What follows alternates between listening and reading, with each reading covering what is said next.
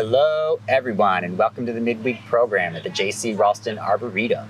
My name is Blake, and I'm the Education Assistant here at the Arboretum, and today we are in the townhouse garden because it is very close to our perennial border, but conveniently it is very shady here, and there is a nice little water feature keeping it nice and cool. We do have a program for you today all about our perennial border, exploring our perennial border with our research technician, Tim Alderton. Thinking that this was a live program, we thought it would be best if we went ahead and pre-recorded that program for you, so we did that. Last Wednesday, we went out to the perennial border. We shot it. We got a lot of good footage of some beautiful plants in the perennial border itself, and we're gonna play that here for you today. We're gonna learn a bit about our perennial border, about some of the plants in there as well, and it should be a wonderful program. Those of you watching this on YouTube, please feel free to like this video and subscribe to our channel, and feel free to leave a comment down below. And with the announcements out of the way, I will get us started with our pre-recorded segment about the perennial border. Today, we are going to explore the perennial border here at the Raulston Arboretum. It has been a backbone of the garden now for so long, and I'm just going to try to give you a general history of perennial borders, and then I'll give you a little history of the border itself. And we'll do some of the focus on some plants and maybe a little bit of the maintenance of what is required to keep this thing looking so nice and what you might be able to do in your own home garden. Perennial borders came out of cottage gardening in England in the late 19th century and early 20th century, from what general history I looked up. I'm not a historian about gardens in general, so that's about all I'm going to tell you about that. But we're going to jump right into the history of our border, which has been here now about, if I did the math right, about 43 years. So it came on pretty early on in the history of the Arboretum. And like I said, it's been a backbone of our whole garden here now, that whole time period. It's been in this same location. It's expanded a little over time. There's just so much going on here. So the original border was started in about 1983, or 82, I should say, by Edith Edelman, who I believe was a student of JC's at that time and started volunteering here. And for a project, she designed a basic perennial border using mostly some leftover Easter lilies, for instance, as well as a lot of seed-grown perennials that she was able to acquire. The border itself was not as defined at that point as it was later on. That first year in 82 was, like I said, it was the infancy. Already in 83, they were ready to change the whole thing out. Edith designed a border based on designs that the famous plantswoman Gertrude Jekyll had done at Hidcote, I believe, in England. And the design was basically from one end of a border. It started with silvers and pinks, which we have actually in this adjacent part of the border where I'm at right now. And then it transitioned into these really hot colors of oranges and reds. And then it followed the whole way down to the far end of our border, and is what Gertrude did was into blues and purples again, and some silvers. That was the basic idea of the border.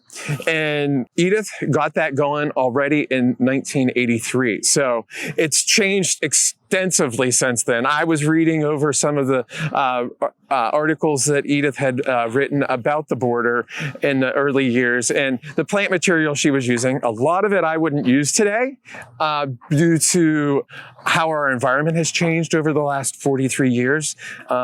Things don't necessarily do as well that some of the ones she was using, but then there's others that we still use today. So there's, and we still have in the border. So it has transitioned over time. But we still have this beautiful cohesive border due to the basic ideas of what Edith came up with using that premise that Gertrude Jekyll used in her own border. So the border progressed over time. The initial part of the border, which I didn't mention earlier, is about 300 and some feet long and about, let's see, 18 to 20 feet wide. Edith was able to acquire some more space later on, and that includes this little space right here that was to the west side of the White Garden entrance. And we call this the early late border, or we did at that point, or Edith did. She tried to incorporate some plants that would extend the season on either side of the main border, that is, the fall and winter and spring. So hence the early late border. Today it's less early late border. I'm trying to keep something in flower here most of the season if I can. Not always successful in the winter, which that happens. You can have some downtime in a border, but some great things that we can see in this that are probably from that period is just some interest that you have in the border. We have this now giant Nalina, for instance, which has prospered into a 10-foot tall plant. It's woody. And then we have things like the verbicena up here, which this is truly a late bloomer. It's a light October, November bloomer. And I have some other things in here. There's Helleborus actually hiding in here now, for instance, to continue on that theme of early late border. But like I said, today we're trying to keep it more general and keep something more colorful in here. The third part of the border that here at the Arboretum came later on in the early 90s, from what I can tell from writings, was the Lawrence border, Elizabeth Lawrence border, which Edith designed in honor of Elizabeth Lawrence, who was a very influential garden designer here in North Carolina, living both here in Raleigh and in Charlotte. She became a friend of both Edith and JC over the years before her passing. She was one of the first women to graduate from the NC State's design program, from what I understand.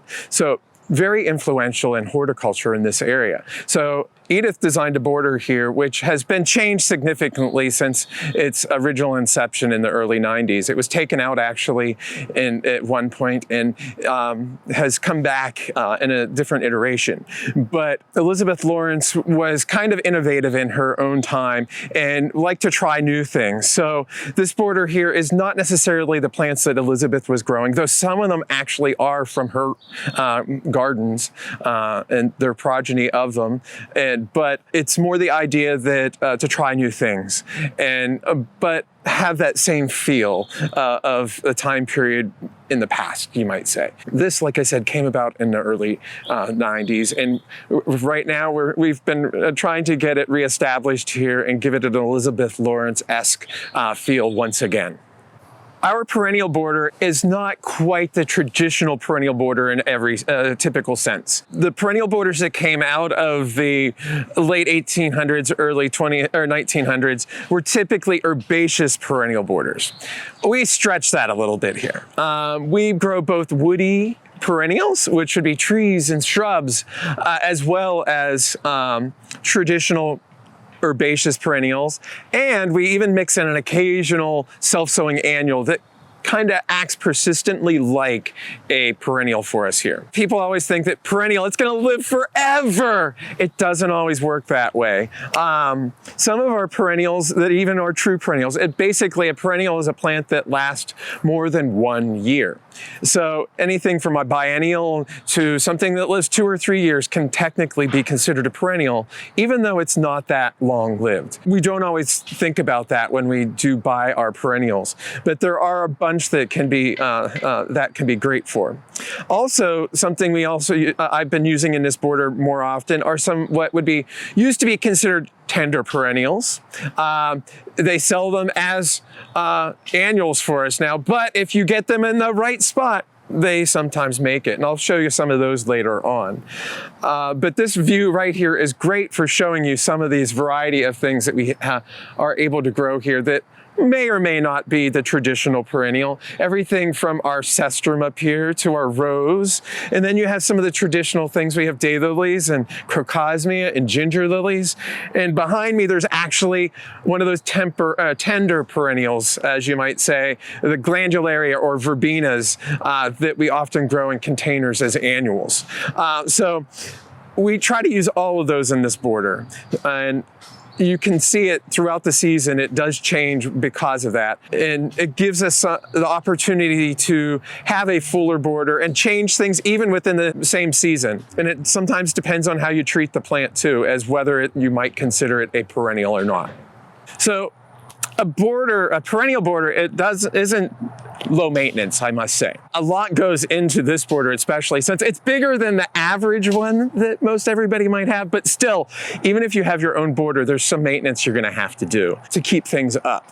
And some of that might be, I get weeds, but to keep things looking extra good, you sometimes need to do some deadheading. And it actually helps you highlight some things sometimes. I mean, the plants look great. Structurally, I like this plant here, which is actually an Eryngium, Regnellii, if I remember correctly. This is a South American Eryngium. It's become one of my favorites, but I have it dotted in this part of the border. This one here is a little close to the edge, and I'm wanting to take it down. It's done flowering, and I want to highlight something else with this one. I'm going to cut out these flower stalks, and this is going to let me see other aspects of the border and this plant itself. This plant has beautiful foliage as far as I'm concerned, even when it's not in blossom. And the great thing about this plant is this started flowering in late March. So these stalks have been here, what is that, 3 months at least? And I could leave them if I wanted just for their structure. But now I have this really beautiful foliage that is much more accentuated at this point. And it's also because this is in the front of the border. When I actually planted this, I had no clue what it would do. It was in a 2.5-inch pot. This has kind of been an experiment, but I've really fallen in love with this Eryngium. And I'm also noticing the new growth on this has beautiful silver tones to it, while my other one's much more green. So this is actually much more fitting for this part of the border anyways, we're finding out. But now I can get in here, and also you can see we have a rose that needs deadheading. You can get in and do these things. It's little bits of maintenance can change the aspect, change what you're seeing and appreciating in the border as the season goes on. But you need to get in there sometimes and do a little bit of maintenance. Another one that appreciates a deadheading, and this is a great little perennial here, is a Phlox Wanda. This is a phlox of unknown parentage, but she flowers literally, if she were warm enough, she'd flower year round. But if I give her a deadheading, I will encourage more flowers on her throughout the entire summer. You might have a momentary pause in blooming, but I can get something from her for literally 5 to 6 months of the season instead of just a few weeks. By also doing this deadheading, we're accentuating different textures as well in this border too. So that's another aspect of the border, are some of the textures of both the foliage and the flowers and seed heads that you might actually have in your border. You don't just look at it for its flowers, look at it for what's going to be there at other times, whether it's the foliage has a great aspect to it, or the seed head. Like I said, there's more than that flower. It just doesn't have to be in bloom the entire time. Sometimes you get a plant that's out of place, whether it's intended or not intended. That is, it might not be a true weed, which I do still have some true weeds in here, dayflower, for instance, but I get, it's not necessarily bad, is a Ruellia species. This is one of our native Ruellias. I think it's Caroliniana. It's not, this one here is not quite where I would like it. It's coming up in my Echinacea pallida, which I really don't like, and it's just finished up, but I want to make it look a little less messy here, so I can get in here and at least attempt to remove the Ruellia, which is sometimes easier said than done. So taking out things is not always a bad thing in a perennial border, especially if it's a well-established one. You're going to end up with some things that you may not want in that spot. Plants aren't, especially herbaceous plants, don't stay in one spot often. Sometimes they like to move about, and we think, oh, we planted that there, it must always be there.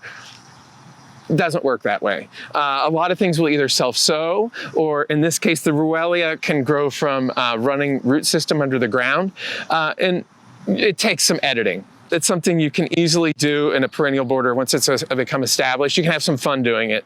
But if you don't want it, you just come in and pull it out or at least trim it back. I'm okay with some of this texture, but you can, again, accentuate the texture of other plants sometimes that might be a little bit more rewarding to look at. So a border is also not just, well, the summer, or spring, summer. There is maintenance throughout the whole season in reality, especially here in North Carolina, eastern part of the state. We have a 4-season garden here in reality. I can have things flowering in here the whole season. Because of that, sometimes you do need to do some cutting back in advance to accentuate things. You can have bulbs planted underneath some of these in our climate here. I actually have alliums right in this section. So in the mid to late winter, when things start to look a little disheveled, I come in here and I cut back what I don't want. Like the grasses and stuff that you can maybe be able to see in some of the views here, they stay up longer than others, while other things I will cut back to the ground fairly early on, just to keep it fresh. Also, during the winter months, it's a great time to get in there if you need to do any division on any of the plants. Like my phlox Delta Snow back here, she takes up a big swath here, and it is an excellent plant, but it does need some bringing in and occasionally to keep her from taking over too many acres of the garden. So on to the plants that we have actually here in the border. There's literally hundreds of different ones in here. And I'm just gonna show you a smattering of my favorites right now in the border. One is right here next to me, and this is Phlox paniculata, and it's a selection called Delta Snow. And as its name says, it's from the Gulf Coast. They're steamier than we are here, and it is one that has been really disease resistant for us. Phlox paniculatas are so often thought of as having a powdery mildew issue, and I have some wild type ones in here, actually literally feet from me, and I can see the powdery mildew on them. Well, Delta Snow doesn't have a speck of it on it. It's just been an awesome flowering machine for us, and a grower, as I mentioned earlier, and that I occasionally need to dig a little bit of it out to maintain it. But wonderful plant. We have a second cultivar, another in the new border section, or the old early late border, that is called John Fanick, which is just as resilient as Delta Snow. They are two of my all-time favorite selections of Phlox paniculata. And the other thing I like about them is they're actually tall garden phlox. The modern hybrids on phlox are getting smaller and smaller and smaller so that they can ship them. And they've lost some of that beautiful structure to them as far as I'm concerned.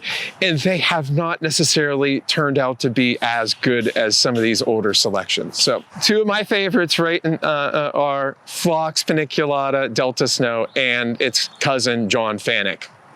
So another of my favorites here in the Southeast are the Tradescantia pallida selections. This is a tropical, actually, Tradescantia. We have native ones. In the border, they tend to self-sow everywhere. And so I've ended up roguing them out. And that's despite the history that Edith really loved to have them in the border. I found these are much easier to deal with, little more interest to them the entire season. So this is, like I said, Tradescantia pallida. There's several different selections out there. They've all been great as far as I'm concerned. But the purple foliage on them is wonderful as far as I'm concerned. It does get either white or pale pink flowers on them, but this purple is here the entire season, goes right up till frost. It does mound to form a nice clump. It doesn't flop like it's our native cousins of it. So it's a little easier to use, and they sell this as an annual, and so you can get them real cheap. Sometimes people throw them out. They grow them as a house plant. plant too. So this is one, if you really like it like I do, you can grow this indoors or outdoors, and it's great in the landscape. And as you can see, it accentuates anything that it's around. It's a little coarser than the grasses here. It picks up other colors that we're gonna have in here later on. And things will pop up through it. I even have some rain lilies popping right up through it. It's not so dense that nothing else will grow there. But it's well behaved for us and just a good grower. Some other really useful plants for us in the border are salvias. And there's one that we've grown for years, Salvia garnitica, and the particular one called Black and Blue, and another one called Argentine Skies. They are thugs. But there are some newer hybrids of these Salvia garniticas, which are wonderful for in our landscape. And this is one of them. And it's not small in any, by any means, but this is one called Amistad, which has almost been out, I'd say at least 15 to 18 years now. So it is available. And if you have the, let it grow, they'll sometimes say it gets like just 3 or 4 feet tall. 6 feet at least, and when it's happy. But anyways, these hybrids are excellent. They're really well behaved clumpers in our landscapes here. I've had this here, I think 12 or 13 years probably now, and the clump is about 3 feet wide. And as you can see, it's taller than me. It's at least 6 feet tall right now in full flower. And I could cut it back now and it wouldn't hurt it, but I can leave it up and it'll flower the whole season. I can cut it back to adjust the size, and it'll just keep on going. That's the great thing about these salvias now. They just are perpetual bloomers from, say, May until November. We can have color in the garden without too much maintenance at all, or as little as or as much as you want. And simply in the fall, late winter, or winter, I cut this to the ground, and that's the minimal maintenance to it. If I wanted to do a summer cutback, I could do a summer cutback on this to reduce its size. But either way, wonderful bloomer. So in this location, I actually have a couple different plants I need to show you, I should say. These are some of my favorites all through in the border, and it depends on how much space you have. These are 2 excellent hummingbird plants. To my right over here is this little one, which you may or may not have space for. But if you do, I highly recommend it. I'm holding on to my Erythrina bidwellii right here with these spectacular, 18 to 24 inch long spikes of red bean or pea-like flowers, and it's a hummingbird smorgasbord. If you catch them at the right time, they will be in here. But this is one, if you have a small yard, may not be the one you want. This is a hybrid between a native coral bean, or Erythrina herbacea, which you can find growing wild down around Wilmington and down along the Gulf, or the East Coast, and then down along the Gulf Coast as well, and into northern Mexico. And then crossed with a South American species, Erythrina christogalli, which is a small tree actually. The hybrid occurred in a garden in, of all places, Australia. So it's been all over the world, but it's a great plant for us. It can get 8 to 10 feet tall in a single season, and that's coming from the ground up. This was cut to the ground this year, but it's been flowering for about a month and a half now, I think, since late May anyways, and it will continue right up till frost. We had a momentary hummingbird sighting while we were doing this, so there may be a cut in or out here, so just beware. Like I said, a hummingbird magnet. So the next plant, which is also a much smaller hummingbird magnet, but will fit in most of your landscapes, and even if you're further north and don't have space for either of these in the garden or are hardy enough for you, is a Kufia. This is Kufia David Verte, which is an old standby cultivar Kufia that's been around for, I don't know, decades anyways. And it gets, right now it's about 2 feet tall. It tops out about 3 for us here, but it's a flowering machine. It starts flowering again in May, and it continues right till frost. And again, it can be grown as a house plant if you have a sunny window, or just a container plant for the summer. But either way, the tubular flowers on it are perfect for hummingbirds. Both of these plants are, once established, very drought tolerant, so they're great for us here in the Southeast. And they just keep on going regardless of what's going on. They love the heat and the humidity that we have here. The little kufia is actually a close relative of, for those of you here in the Southeast, our standby trees are crepe myrtles that we have flowering the entire summer here. And again, this, much like those crepe myrtles, just keeps on going, actually longer than the crepe myrtles. So great little plant. It's often called cigar plant, but Kufia David Verde. So I am surrounded by some plants from all over the place right in this area, and these have all been great for us in our landscape here at the Arboretum. Again, some of them are a little big for some gardens, but others might work for you.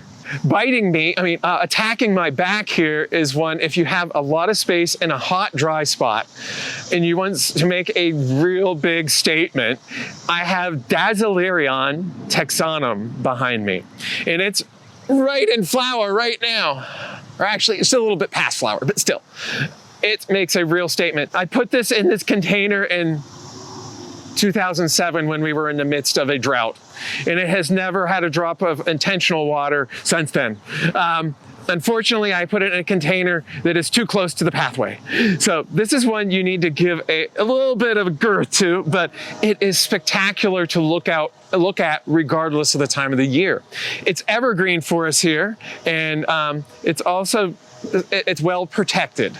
It has sawtooth leaf edges, but in the evening, in the winter, or in the morning in the summer, you get out here and the light going through those teeth, it just kind of glows. And then every few years in the summer, you get a flower spike, and it goes up a 10 to 15 foot spike, which makes an exclamation point in your garden.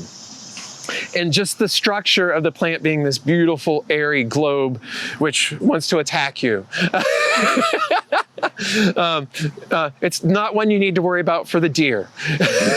So anyways, this is Dazzlerion texanum. Behind me is something from the totally opposite spot. I have a hedychium here, which is from subtropical and tropical Southeast Asia, wet areas, not the dry areas that the Dazzlerion is accustomed to. And this is a selection of Hedychium coccineum that we have here in the border, and it's already in flower. This is a fairly early one.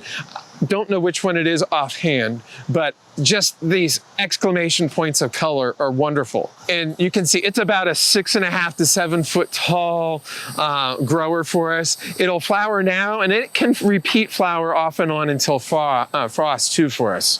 So, but great aspect of this one is it's not a fragrant hedychium, unfortunately, but it's, again, like earlier, we were seeing some hummingbird on our a few other plants. This is another hummingbird plant.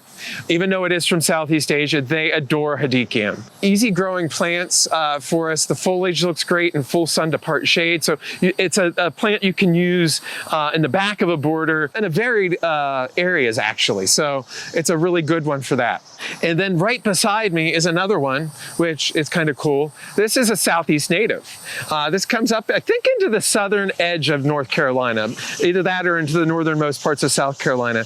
This is Malvaviscus arboreus variety Drummondii. And this is, again, another hummingbird flower, and it's related to the hibiscus, and we all love our hibiscus here in the South, and even where I'm from in Western Pennsylvania, I was growing hardy hibiscus, but couldn't grow this. But this is a hummingbird plant because the petals don't actually open up on this one, but the stamen and pistil are out to be pollinated, and there's nectar down in here. Hummingbird puts its head down in here, rubs the nectar or the pollen onto the female parts of the flower and pollinates it. The other cool thing about this one is you can add this one to a salad, you can eat it. And even the seed pods later on, they turn orange, and they have crunchy little seeds in them as well, and they're sweet. I like them as well. But this will flower from June until frost as well. So we get a long display here. Great hummingbird plant. It's native, so you can't go wrong. And it's, again, drought tolerant, part shade to sun, and it's happy as a clam. So cut it to the ground in the winter, and you have a 5-foot tall plant by the end of the summer. So Malvaviscus arboreus variety Drummondii. So in this part of the garden, I have some layers of color, and it's repeating, and it's great right now. We were at peak display for this Crocosmia right here. This is Crocosmia George Davidson. Crocosmias, I found they're a little bit water hungry. So if we have a dry summer, they aren't as happy as if they get a little bit of extra water. So take that into account, but they will spread if they're happy. But this is just a spectacular bloomer here. Wonderful cut flower. Crocosmia is from Southern Africa, and it's an iris family. So like there with your gladiolus, for instance, are very closely related. And the more familiar Crocosmia lucifer, which is a much larger red growing selection. But this is a spectacular glowing yellow and orange combo on this one. Down here low, it's only about 18 to 24 inches tall, unlike some of the, like I said, lucifer, which is often grown, which gets anywhere from 3 to 4 feet tall, sometimes even larger if it's really happy. Behind it here, I have some other things to continue this color. We have some Altissima type daylilies or hybrid daylilies. They aren't the big gaudy flowered daylilies that are compact, and the flowers just sit on top of the foliage and kind of just, I don't know. They aren't my favorite, to tell you the truth. I like these airy ones. So over here on my right is one called Autumn Minaret, which is readily available. And it's been a wonderful one to grow for decades. It's already started, we are in autumn here in July now. So the flower stalks on these are, 4 to 5 feet, sometimes even 6 feet tall on some of these Altissima selections. And it gives you a totally different view. The foliage is down at the 1.5 to 2 foot level, and then you have these enormous flower spikes that go up, and it's airy. You can have other things among them. So it just gives this totally different look. And behind us, or right behind me, is one that's a seedling we found here in the garden that Doug Ruin found, and we've arbitrarily called Apricot Tower. It's not open right now, but it's starting to. But I love this plant. Autumn Minaret is this rigidly upright thing, while this Apricot Tower, despite being a tower, is contorted. The scapes that form are kind of much more relaxed and snake through each other. The other great thing about this thing is I've seen it flowering in June, and I've seen it flowering in October, even early November. Repeat flowers. So it's been a really cool plant for us to have in here, and I just love it. Even when the flowers aren't open, when it's done flowering and the dried scapes are there, I find them architectural. The other dwarfer daylilies, they just look ugly. And then above that, repeating these colors, is a cestrum bush up here. We have cestrum, which is a yellow form of a selection of Cestrum parkii in reality. It's actually a shrub, and like I said, it's a true perennial. I mean, trees and shrubs are technically perennials. I could cut this to the ground and I have a 6-foot shrub. If I don't cut it to the ground, I have an 8-foot shrub by the end of the season. So it's 6 of one, half a dozen of another. And it'll start flowering as early to mid-May, and it goes just for a few days into November. So not a lot of time to appreciate that thing. It just doesn't do its job. But wonderful flowers up there, and you can't go wrong with that here in our landscapes. Is cestrum, lemon peel. You'll also see orange peel, and just straight forms of parkii are all equally great in the landscape for us here. Who says everything needs to flower? This is one of my all-time favorite perennials. I tried growing this one back home in my garden in Pennsylvania, where it's borderline hardy at best. But down here, this is a wonderful, reliable sub-shrub, actually. This is Artemisia Powys Castle. I'm not sure how the British say its name. It doesn't flower. It's a wormwood that hybrid. But the reason to grow it is its texture, and it's so soft, it's silvery, and it's fragrant. I really need to get it closer to the edge of the pathway so that I can bump it whenever I'm walking by it. Excellent texture and color of this, the silver and the ferny-like foliage of this aster relative or daisy family plant here. Artemisia Powys Castle is just, I mean, you can pet it, and it smells so good, and it'll make you smell good too. It's a perfume. When you're out there working in the garden and you don't want to offend anybody, you go and you caress the Powys Castles before you go inside. But just a great soft plant that you can use anywhere in a full sun location, well-drained soils. It will give you interest, actually 365 days of the year for us here in the Southeast. It has evergreen foliage basically on it. It may need a little bit of cleaning up in the winter. You can control its size late winter easily. Give it a trim if you need to, but it keeps on giving despite the fact not a flower to be seen. Who cares? We're here at something a little different. We're at a vine, actually. Who says you can't have vines in a perennial border? This is one that, well, I hate to say it, might pop up here, there, and everywhere if it likes it, as it does here. Even with my attempts to contain it, it did not work. But I would not be without this plant in this border. This is one of our passion flowers, and this is a hybrid one called Passiflora Inspiration. Unfortunately, we're filming this a little early in the day. It hasn't quite opened. So we're gonna have to come back to show you the actual open blossoms of this. They are spectacular. Passiflora Inspiration is a hybrid between our native passion flower, Passiflora incarnata, crossed with a tropical species, Passiflora cincinnati. The flowers on these are spectacular purple.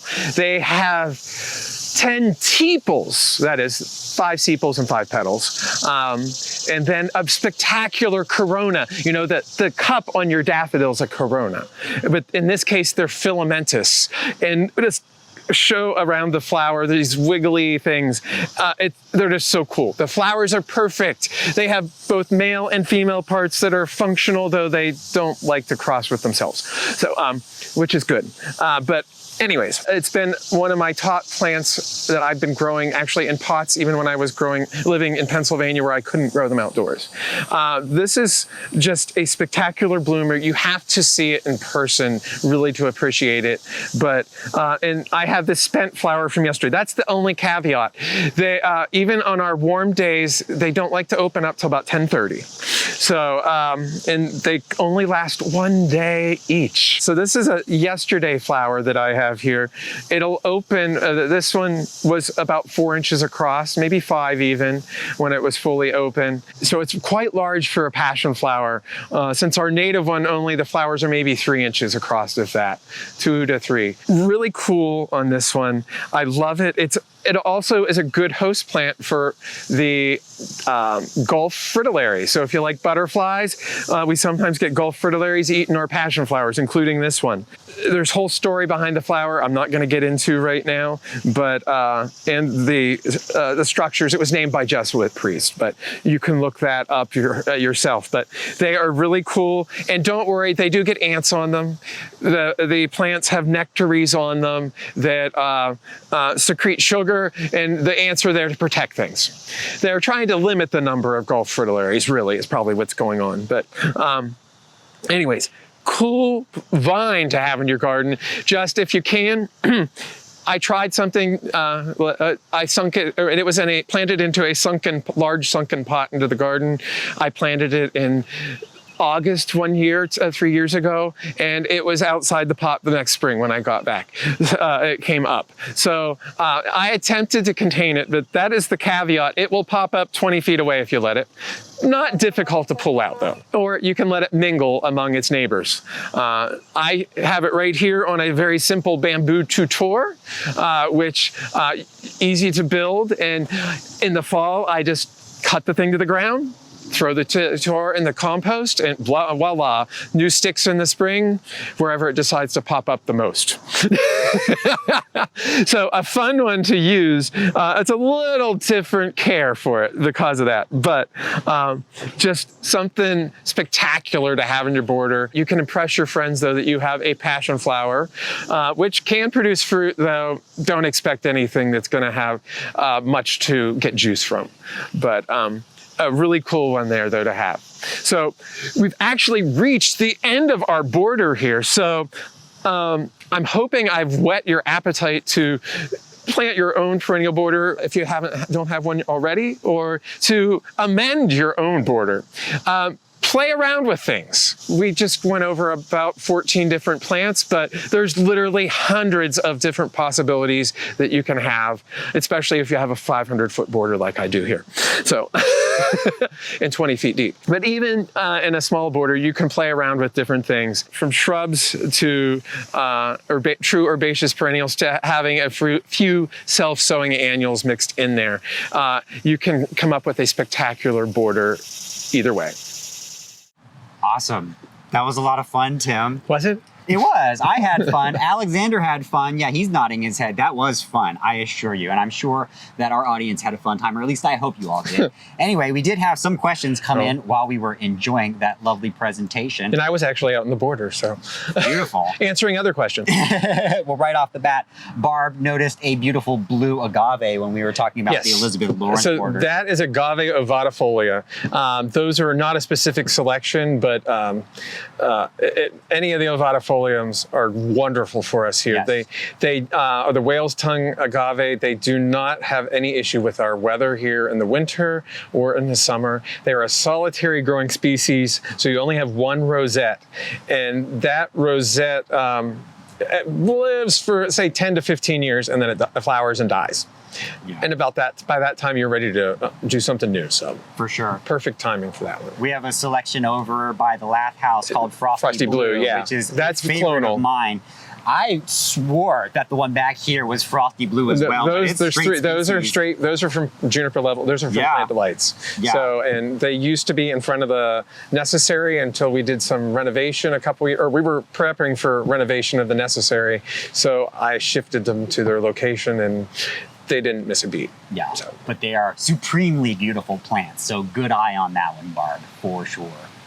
Okay, the next question. Marilyn would love it if you were to elaborate on what the soil is like and what has been done to the soil over the years. And is there irrigation? I'll just start with the irrigation. There's nothing in ground. I have tripods that I drag around with a hose, and I put where I need it, whenever I need it. The soil is really good. It's actually almost too good at times. If you're growing anything of Mediterranean origin, it's more problematic. Something that does not, once a lean soil, will not survive in the border long. It will actually fizzle out. It's just too rich. From what I was told, that Doug told me, the soil and spots used to be wet. It's very well drained, the whole border now at this point, after years of being amended with leaf mulch. And I don't know if it was clay to begin with or what. It's been managed now for since 1982, so it's had a few years of amending, if nothing else, just adding organic matter. And it's in the spring, I can, if I just lightly loosen, I can stick my hand down 6 inches with no problem whatsoever. Whoa. And just pull out the weeds. Well, that's handy. So yeah. Okay, so very good soil. That's wonderful. Timothy, not you, some other Timothy, said many, many years ago the perennial border soil was fumigated to kill off the weed seed bank. He wants to know if you think that that's had any long-term effect on the weeds. I don't know, but that predates me, so I don't know how bad it was before. I get weeds. Oh, there is one that I haven't figured out how to get rid of. There's a Nothoscordum in there. It's a bulb, and it comes up in the spring, and it drives me nuts. But I don't think there's anything lasting from that at this point, because I've been working on this border for almost 20 years. Yeah. So if there was anything, it's long gone. Sure. I think there's the possibility that buried deep down there are some weed seeds that. And there's always. I disturb the soil and something comes up. Yeah. I mean, and but whatever you do, amending, I'm sure they're buried. Yeah. I mean, I have mulberry weed. Is at this time of the year, I turn around. I think I have it pulled, and I turn the next week, and there's one that's a foot tall. It's like, where was that hiding in that spot? I know I did that spot.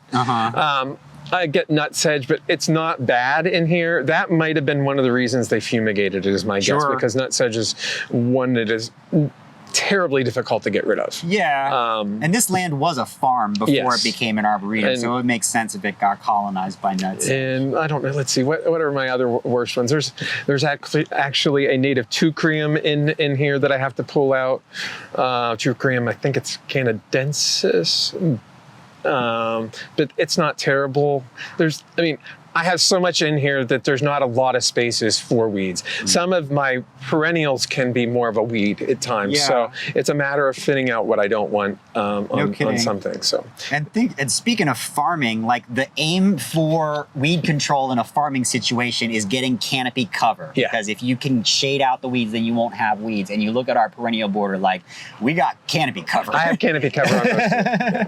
We sure do. We can keep things in the vein of amending things. Maryland's asking, what time of year do you apply the leaf mulch? Ideally, if I do it, it tends to be late winter, early spring. Sure. Because when we try to put off some of the cutting back, I leave some structure there through the winter months. I don't have as good of a winter planting scheme at this point. Okay. So I try to leave as many things up as I can within reason. If they look bad, I take them out. But if there's a grass that looks good, I try to leave it. And also for overwintering pollinators, I try to postpone it as much as I can too. So it tends to be late winter, and I didn't actually get through the full border this year. We only got about a third of the way that we actually managed to get it mulched this winter. But there's, again, we have green coverage there. So, and it's not going to hurt that I didn't add any organic matter for 1 year. Honestly. That soil, like I said, is unbelievable. The volunteers who help me in there, it's like, we wish we had this at home. And I joke that it's terrible. It's terribly good. Terribly good indeed. Sure. Yeah, and the goal with applying leaf mulch is that you want that leaf mulch to decay over the course of that year so that you can reapply it every year. So like applying it right before it warms up, that's when it'll start to decay a lot faster than if you do it right at the beginning of winter. And the major perennials push right up through it. Yeah, so it's also easier to just throw it down in one layer, and you don't have to worry about different crowns and stuff covering them up unless it is something that's above already. But still, things push right through it.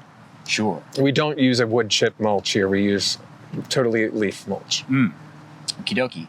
Cecilia would like some validation. Don't you find the crocosmia gets overcrowded fast and then won't bloom? She says she loves the red-orange ones, but they're a lot of work. Yeah, they can. The George Davison, it's right actually 30 feet from us at most. 2 years ago, I think it was full of Ruellia and a few other things, and I dug it all out and just put stuff back in. It is prime this year. It took another year to settle in. Probably in 2 years, I should, at most, I should divide some of it again and thin it.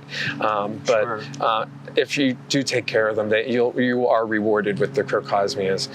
And again, also, I find if we have a dry spell, and they're in bud, you want to give them water because they will abort their flowers. And I've had that experience in the past when we've had a hot spell, say in June, and I didn't get it irrigated, and I've lost a lot of the flowers. But so I was ready for that this year.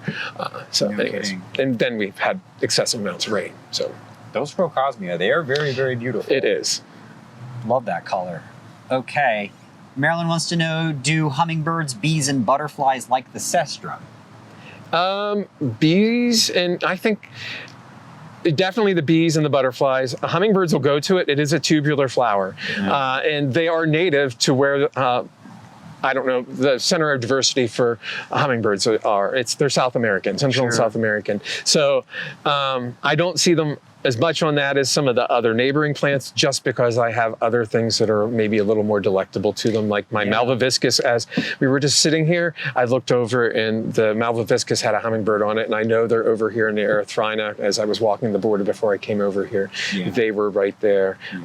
So you didn't see how the shot turned out. We did get that shot of the hummingbird, and it was delightful. Absolutely wonderful. So they're in here, and they will go for him, but if there's something better, they'll go there first. But that cestrum, yes, the cestrum flowers for so long. That's the other thing with that. So if there's nothing else there, they'll definitely go for it. Nice. Okie dokie. And then Gail would love to know how Kufia stands up to Japanese beetles. I haven't had any. Honestly. I get a few. I have very few Japanese beetles. Sure. I mean, I can almost count them honestly on my digits, my toes and fingers that I encounter here. We don't have it bad here in the garden. Why do you think that is? I have enough predatory things going on. Sure. I don't try to wipe out anything, and so there's natural things that control them. I get a few on roses. That's literally like the only place it's the only you see thing. them around here. I don't get them on much on anything else. Growing up in Western Pennsylvania, we had Japanese beetles on Japanese beetles. They loved hibiscus, they loved roses, they loved grapes, they loved apples, and I'd see them all over. Anything white they prefer, but I've never had them on the Kufia. And that would be just like a crepe myrtle as far as I can tell. So family-wise, and the leaves are small, and I don't think of them eating small leaf things. So that was my first thought, is you normally see them on things with broader leaves that are like nice and fleshy. They can perch. They can also perch because they're relatively heavy for their size. Yeah, they're kind of chunky for those little beetles. So, Okay. Well, great. That appears to be all of the questions that have come in for today. Okay. And I mean, we wrapped this up in a tidy amount of time. So wonderful. Thank you so much, Tim, for taking us through the perennial border and sharing the history and those plants. You did. We time traveled a little bit to get here, but you absolutely did do it. If not in this life, then a subsequent or previous life. Yes. Yeah, for sure. So thank you, everybody, for joining us today on the Midweek program. We will be back next Wednesday at 3 o'clock. Our Director of Horticulture, Greg Page, will be going over his top 10 summer stunners, which should be absolutely, stunning. So we will see you all next time. Y'all take care.